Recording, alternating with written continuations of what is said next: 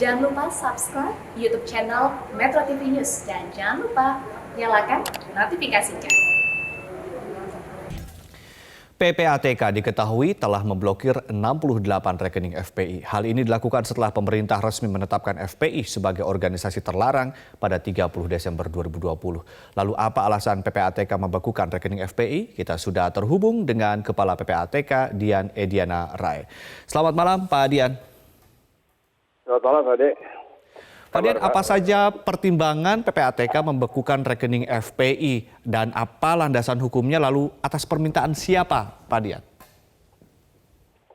Baik, Pak Ade. Jadi untuk menjawab pertanyaan ini sebetulnya begini Pak Ade. Jadi memang seperti tadi disebutkan bahwa landasan berpikirnya sebetulnya adalah hasil keputusan pemerintah ya SKB yang lembaga dan kementerian terkait itu, bahwa FPI sudah dinyatakan sebagai organisasi terlarang dan dilarang melakukan kegiatan. Nah, ini merupakan suatu informasi yang memang perlu ditindaklanjuti oleh PPATK dalam kewenangannya. Kewenangan yang kita miliki berdasarkan pasal 44 ini di Undang-Undang Nomor 8 Tahun 2010 ini memungkinkan kita untuk termasuk salah satunya adalah menghentikan untuk sementara rekening nasabah tertentu, dalam hal ini adalah FPI. Nah, ini sebetulnya dalam konteks bagaimana nanti PPATK melakukan analisis dan pemeriksaan terhadap kegiatan dari akun ini ya, dari rekening ini, keluar masuknya dan lain sebagainya. Itu intinya adalah begitu, Pak. Jadi itu ada keterkaitan dua hal itu antara dasar hukum di kita itu. Ya. Baik. Pak Dian, update-nya terkini kan ada 68 rekening total ya yang telah dibekukan. Sementara pihak FPI mengatakan ada 25 rekening yang sudah dibekukan, tapi kemudian 25 rekening ini dibekukan oleh pihak yang mereka tidak ketahui. Apakah 25 rekening yang diblokir versi FPI ini juga termasuk yang ke-68 ini, Pak? Saya tidak mengetahui ya rekening yang mana itu yang dimaksud oleh FPI, tetapi yang sampai dengan hari ini kan kita ada 68 sebetulnya rekening yang kita hentikan sementara ya. Baik ini rekening yang langsung terkait dengan FPI maupun rekening yang terafiliasi ya. Oke, pertanyaannya adalah ini kan dihentikan sementara aktivitas rekening ini. Sampai kapan Pak waktunya Pak? Ya, nanti kita akan lihat kan, tentu saja PPATK akan bekerja secara profesional dan secepat mungkin ya, supaya segera bisa menyelesaikan analisis dan pemeriksaannya. Jadi kalau nanti semua rekening terkait sudah teridentifikasi, tentu kita akan melakukan langkah-langkah analisis dan melakukan langkah-langkah pemeriksaan. Nah, itu baru kita menganggap itu selesai lah kira-kira seperti itu. Oke, boleh diketahui Pak total nilai uang dalam rekening-rekening yang kemudian dibekukan oleh atau diblokir tersebut Pak? Dalam saat ini belum. Artinya kita masih bergerak ya angkanya ini, sehingga saya belum bisa menyebutkan berapa total angkanya. Tapi kategorinya apakah besar, kecil, miliaran, triliunan? Ya, cukup besar, saya kira. Cukup besar. Ukurannya ya. Oke, yang 68 rekening itu apakah atas nama FPI atau memang kan disebutkan juga atas nama FPI dan juga afiliasi-afiliasinya? Ini maksudnya apa sih Pak? Apakah semuanya atas nama FPI atau ada nama perorangan atau gimana nih Pak? Mayoritas adalah FPI, Pak. Sisanya adalah termasuk perorangan. Sisanya perorangan gitu ya? Iya, betul. Berapa yang perorangan, berapa yang FPI Pak? Perbandingannya mungkin komposisinya berapa persen gitu? Paling mungkin sekitar 10% ya yang individu. Yang individu 10%-an itu yang dikatakan afiliasinya begitu ya? Oke.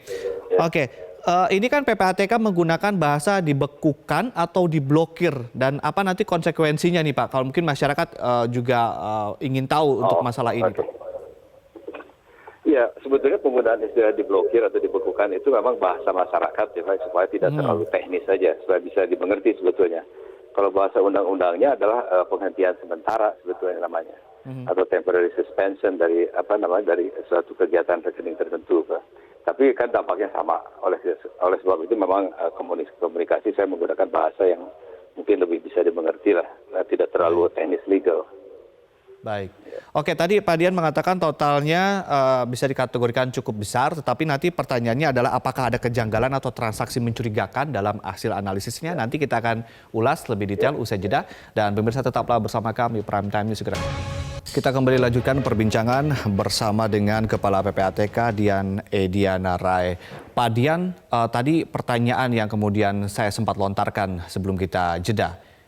Adakah kejanggalan atau transaksi mencurigakan dari temuan dan analisa dari rekening-rekening FPI ini? Justru itu, Pak Ade. Jadi kenapa kita harus menghentikan transaksi untuk sementara? Kan ini memang dalam konteks kita melakukan analisis dan pemeriksaan ya. Jadi nanti akan sulit ya kalau kita memeriksa suatu rekening dalam posisi sedang bergerak gitu kan, keluar masuk dan lain sebagainya. Sehingga ini yang mempermudah kita untuk melakukan analisis dan pemeriksaan. Nah, tentu ini merupakan proses yang belum selesai karena kita kan harus periksa semua rekening, kemudian kita juga harus memeriksa semua transaksi, kan itu agak cukup lumayan besar saja kan artinya untuk bisa dilihat dan kemudian kita melakukan analisis nanti. Cukup lumayan besar, artinya tadi ada 68 rekening. Ini biasanya menurut pengalaman butuh berapa lama, Pak?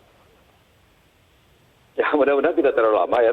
Memang yang dalam konteks penanganan masalah-masalah seperti ini yang sebetulnya kan masalah ini kan untuk PPATK merupakan suatu persoalan yang biasa ya Pak Ade, Mas Ade ya. Artinya kita tiap hari juga sebetulnya kita tuh menutup rekening korporasi tertentu, menutup individu tertentu gitu kan. Ini tergantung sebetulnya sekomplikasi apa nanti ya transaksi dan kemudian aliran dananya dan macam-macam itu. Tapi ya mudah-mudahan kita semuanya juga bisa kita selesaikan dengan cepat. Adakah transfer, kita bicara soal ini Pak ya, arus keluar dan arus masuk dalam rekening-rekening ini. Adakah tadi transaksi mencurigakan kan masih dianalisa, tapi adakah transfer dari luar negeri misalnya, dari pihak asing misalnya? Belum sampai ke sana nih Pak, tapi nanti tentu saja kalau memang ada itu akan jadi bagian dari analisis dan pemeriksaan kita, Mas Ade. Baik, selanjutnya temuan PPATK ini akan diteruskan kemana Pak? Dan kalau misalnya nanti dikatakan bahwa memang ada sesuatu yang melanggar dalam transaksinya, uangnya akan diserahkan kemana? Akan dimanfaatkan kemana Pak? Ya, jadi ini merupakan suatu prosedur standar ya Pak Ade. Kita itu kan lembaga keuangan, lembaga intelijen keuangan, PPATK itu ya FIU. Tugas kita utama itu tentu saja melakukan analisis dan pemeriksaan dalam konteks aliran dananya. Itu ini yang kita melakukan konsepnya itu konsep follow the money ya, mengikuti uang kemana. Dan itu kita melakukan tracing dan lain sebagainya.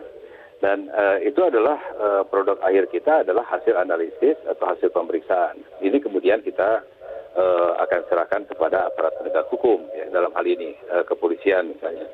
Dan nanti kepolisian akan yang akan menindaklanjuti lebih lanjut karena tentu saja perbedaan antara PPATK dengan aparat penegak hukum seperti kepolisian adalah kita ini kalau aparat penegak hukum kan tentu berurusan dengan orangnya, tentu saja kalau kita berurusan dengan uangnya gitu. Oleh karena itu aparat penegak hukum nanti di ujung itu akan bisa melihat peta yang utuh.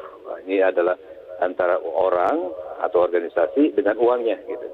Karena ini merupakan suatu paket, suatu kegiatan yang kalau dalam suatu peristiwa tertentu ini harus ditindaklanjuti secara bersamaan. Baik, Pak Dian terakhir dalam periode atau rentang waktu setelah dinyatakan organisasi ini dilarang, lalu sampai saat ini kemudian dibekukan sementara oleh PPATK, kan ada jeda waktu. Apakah dalam jeda waktu itu ada eksodus uang keluar dari rekening-rekening ini, Pak? Tidak bisa, itu namanya penghentian sementara. Karena penghentian sementara itu artinya bahwa tidak boleh ada uang masuk, tidak boleh ada uang keluar. Nah, artinya dalam waktu dekat sebelum dinyatakan dibekukan oleh PPATK, itu apakah ada ditengarai eksodus uang yang keluar? Oh, sebentar ini kita belum melihat itu ya, kecuali satu rekening yang saya kira itu terkait dengan sumbangan-sumbangan yang diberikan ya. Terkait dengan peristiwa korban anggota 6 FPI itu. Dan saya kira itu secara keseluruhan hampir selesai ya, itu tinggal sisa sebagian sedikit saja. Baik, terima kasih Pak Dian Ediana Rai, Kepala PPATK telah bergabung bersama kami di Prime Time News.